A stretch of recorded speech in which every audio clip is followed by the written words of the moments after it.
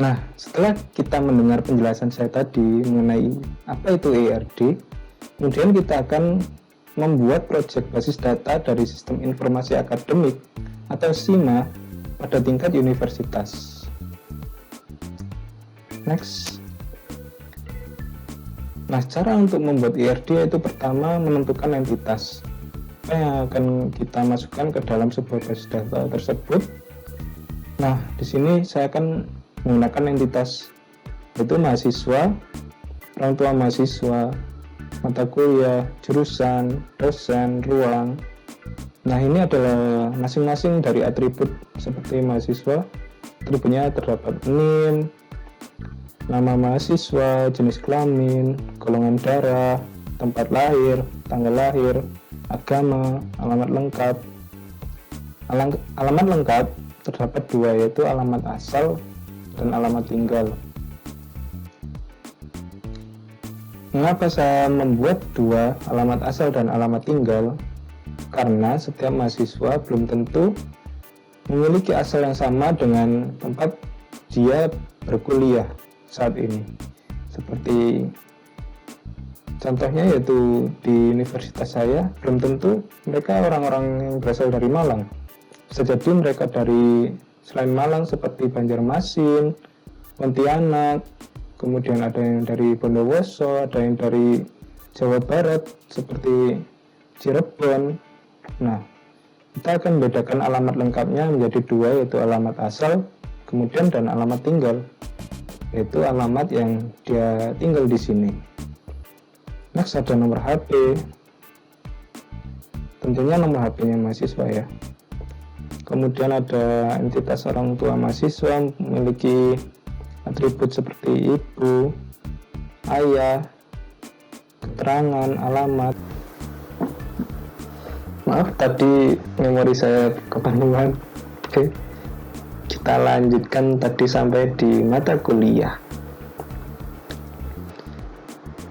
Nah, entitas mata kuliah memiliki beberapa atribut seperti kode mata kuliah, nama mata kuliah, kemudian ada SKS dan semester. Kemudian entitas jurusan juga memiliki beberapa atribut seperti ID jurusan, nama jurusan, kemudian nomor telepon jurusan, dan lokasi masing-masing jurusan. Nah, jurusan ini juga bisa dibagi sebenarnya menjadi ada fakultas dan program studi. Namun di sini kita memakai jurusan saja untuk lebih simpel dan lebih mudahnya. Kemudian ada dosen. Dosen memiliki atribut NIP, nama dosen, jenis kelamin, alamat, gelar, jabatan, agama, dan nomor HP. Kemudian ada ruang. Dia juga memiliki atribut seperti ID ruang, nama ruang, lokasi, dan kapasitas. Next. Kemudian setelah menentukan entitas, kita menggambar entitas dan atribut. Seperti ini gambar dari entitas mahasiswa dan entitas mata kuliah. Oh iya, kita belum menjelaskan yang tadi. Maaf, kelewatan. Nah, kalian pasti melihat kenapa ada bintang di sini. Seperti di entitas mahasiswa ada di name, kemudian orang tua mahasiswa tidak memiliki bintang. Mata kuliah ada pada kode mata kuliah ada bintang, kemudian ada di jurusan juga memiliki bintang. Ini memiliki bintang pada entitas dosen, dan ID ruang juga memiliki bintang pada entitas ruang.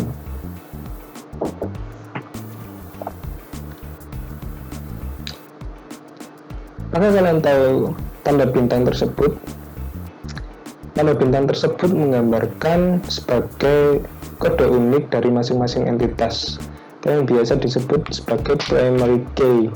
Nah, kenapa orang tua mahasiswa tidak mempunyai primary key? Karena orang tua mahasiswa hanya sebagai entitas pendukung atau entitas lemah saja. Nah, dia akan terhubung dengan mahasiswa nanti dengan menggunakan foreign key name dari mahasiswa. Oke, next. Nah, kita akan menggambar entitas dan atribut. Seperti ini contoh gambaran mahasiswa, entitas mahasiswa, entitas mata kuliah, entitas orang tua mahasiswa, dan jurusan. Ada bentuk kotak atau persegi panjang untuk menggambarkan entitas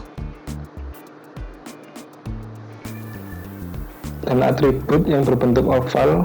Nah, di sini name saya beri sebagai primary key. Name memiliki atribut yang berbeda dari yang lainnya, sama-sama berbentuk oval, cuman dia memiliki underline garis bawah pada nama atribut tersebut. Ini atribut mata kuliah, ini atribut jurusan, dan ini atribut orang tua mahasiswa. Next, ini ada atribut dosen dan ruang. Next, setelah membuat atribut dan entitas tadi, setelah menggambar atribut dan entitas tadi, kita akan membuat relasi antar entitas. Sini ada entitas orang tua mahasiswa, dia mempunyai anak yaitu mahasiswa. Kemudian mahasiswa tersebut mengambil mata kuliah dan mendaftar pada sebuah jurusan. Kemudian jurusan tersebut memiliki dosen, yang dosen tersebut mengajar sebuah mata kuliah di sebuah ruang. Oke, kalian sudah paham? Insya Allah lah paham lah ya. Next,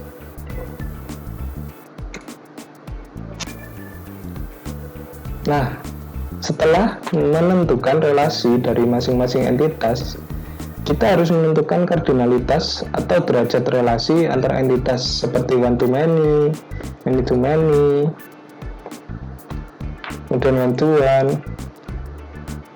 Nah, di sini orang tua mahasiswa memiliki derajat relasi yaitu one to one dengan mahasiswa, karena orang tua mahasiswa memiliki anak satu yaitu mahasiswa. Jadi kardinalitasnya atau derajat relasinya yaitu one to one. Kemudian mahasiswa tersebut mengambil mata kuliah. Nah, di sini kenapa saya tentukan many to many? Karena banyak mahasiswa mengambil banyak mata kuliah. Dan mahasiswa juga mendaftar ke jurusan, yaitu di sini digambarkan dengan hubungan many to one.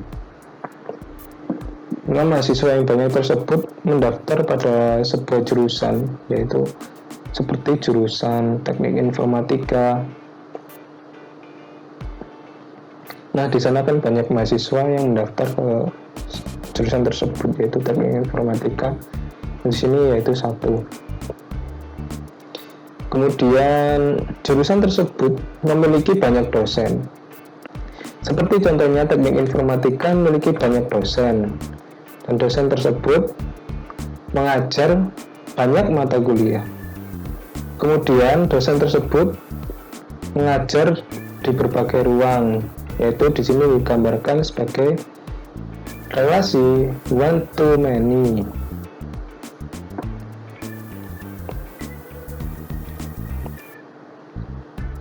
Nah, ini terdapat atribut nilai dan waktu. Ini adalah atribut tambahan karena relasi many to many akan menghasilkan ada tabel tambahan nanti. Seperti nilai, mahasiswa yang mengambil mata kuliah tersebut akan memiliki nilai yang itu dapat diambil dari entitas, keterhubungan dari entitas mahasiswa dan mata kuliah. Dan juga waktu, dosen yang mengajar mata kuliah di ruang tertentu akan memiliki waktu yang sudah ditentukan, yaitu seperti jadwal mengajar mata kuliah. Next, Nah, implementasi ERD pada basis data.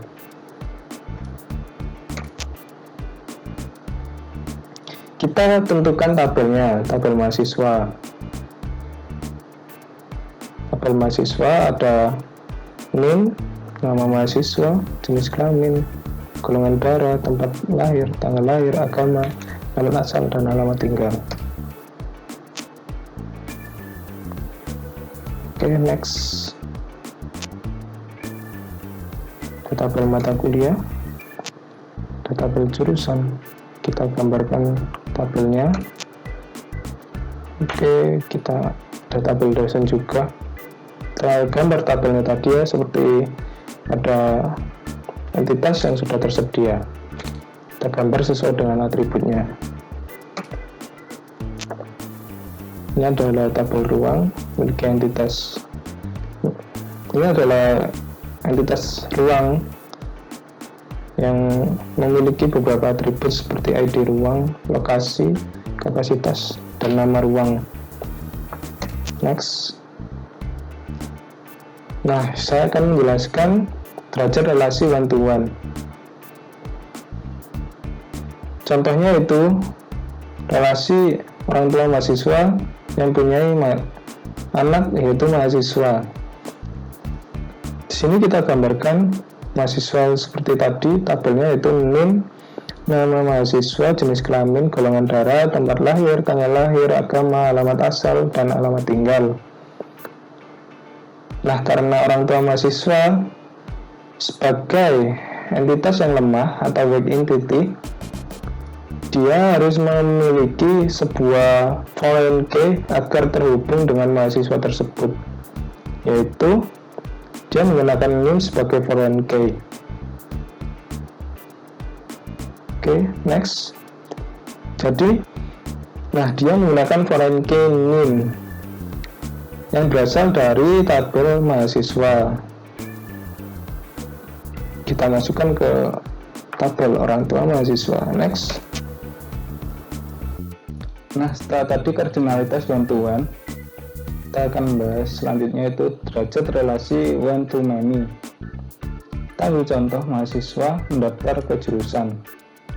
Mahasiswa, seperti yang tadi kita sudah bahas, memiliki tabel yaitu NIM, nama mahasiswa, jenis kelamin, golongan darah, tempat lahir, tanggal lahir, agama, alamat asal, dan alamat tinggal.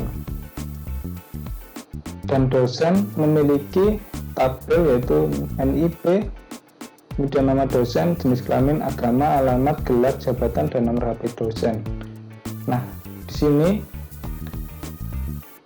tabel jurusan memiliki sebuah kode unik yaitu primary key, yaitu ID jurusan yang dapat digunakan sebagai foreign key yang menghubungkan masing-masing entitas, yaitu entitas mahasiswa dengan entitas jurusan, dan juga entitas jurusan dengan entitas dosen. Foreign key tersebut dimasukkan ke masing-masing tabel, yaitu masing-masing tabel mahasiswa dan tabel dosen. Di sini ada ID jurusan, di sini juga ada ID jurusan. Next, derajat relasi many to many. Kita ambil contoh mahasiswa mengambil mata kuliah.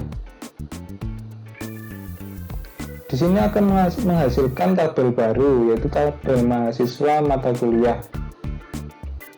Kita ambil primary key-nya mahasiswa yaitu NIM sebagai foreign key, dan primary key-nya mata kuliah yaitu kode NK sebagai foreign key dari tabel mahasiswa NK, dan juga ditambah atribut nilai atau tabel atau field nilai. Kalau di dalam tabel disebut dengan field, tapi kalau dalam ERD disebut dengan atribut. Oke, next. Derajat relasi many to many lagi, yaitu mata kuliah dengan dosen. Dosen tersebut mengajar mata kuliah dan kemudian mengajar mata kuliah tersebut di sebuah ruang. Di sini akan menghasilkan sebuah tabel baru, yaitu tabel jadwal, yang di sana nanti terdapat beberapa atribut dari dosen dan atribut dari mata kuliah. terutama yaitu primary key dari masing-masing entitas dosen dan entitas mata kuliah. Di sini entitas mata kuliah menyumbang primary key kode mata kuliah dan sebuah atribut nama mata kuliah. Kode mata kuliah nanti digunakan sebagai foreign key yang dapat menghubungkan tabel jadwal tersebut dengan tabel mata kuliah. Ada NIP yang dapat menghubungkan tabel jadwal dengan tabel dosen. ID ruang menghubungkan tabel jadwal dengan tabel ruang. Kemudian ada sebuah atribut lagi yaitu waktu. Next. Berikut ini adalah hasil transformasi dari entity relationship diagram yang tadi kita telah buat. Itu kita menghasilkan tabel mahasiswa dan NIM, ID jurusan sebagai foreign key, nama mahasiswa, jenis kelamin, golongan darah, tempat lahir, tanggal lahir, agama, alamat asal, alamat tinggal, dan nomor HP. NIM di sini kita gunakan nanti sebagai primary key. Kemudian tabel orang tua mahasiswa ada NIM bintang 2 yaitu sebagai foreign key. Dan nama ayah, pekerjaan ayah, nomor HP ayah, nama ibu, pekerjaan ibu, nomor HP ibu, keterangan alamat. Dan tabel jurusan sebagai primary key-nya yaitu ID jurusan, nama jurusan, nomor telepon, dan lokasi. Next. Tabel mata kuliah menghasilkan kode MK sebagai primary key diikuti dengan atribut atau field nama mata kuliah, SKS, dan semester. Tabel dosen menghasilkan NIP sebagai primary key dan ID jurusan sebagai foreign key. Dan diikuti dengan nama dosen, jenis kelamin, alamat, gelar, jabatan, agama, dan nomor HP. Tabel ruang dia menghasilkan ID ruang sebagai primary key diikuti dengan nama ruang, lokasi, dan kapasitas ruang tersebut. Next. Ada tabel mahasiswa MK, yaitu termasuk tabel baru yang tadi. Dia akan menghasilkan NIM sebagai foreign key dan kode MK sebagai foreign key serta nilai. Kemudian ada tabel jadwal menghasilkan kode mata kuliah sebagai foreign key diikuti dengan nama mata kuliah, NIP sebagai foreign key, nama dosen, ID ruang sebagai foreign key, nama ruang, dan waktu. Setelah kita menghasilkan transformasi dari IRD ini, langkah selanjutnya yaitu kita membuat basis data menggunakan MySQL.